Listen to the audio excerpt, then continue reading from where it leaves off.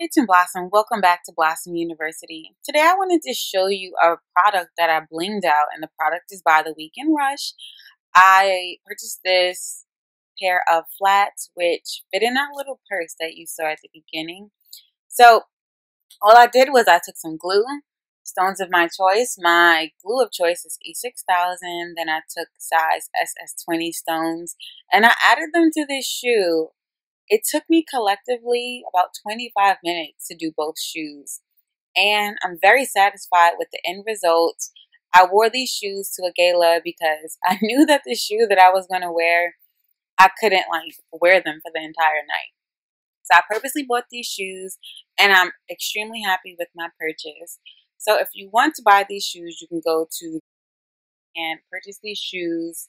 They're 25 bucks and they're absolutely a lifesaver. So I'm just going to briefly show you what I look like in the shoes once I took my heels off. And this is me at the Beta Gamma foundation for the Omegas.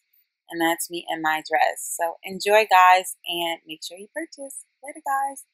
Bye. Blossom and Jasmine.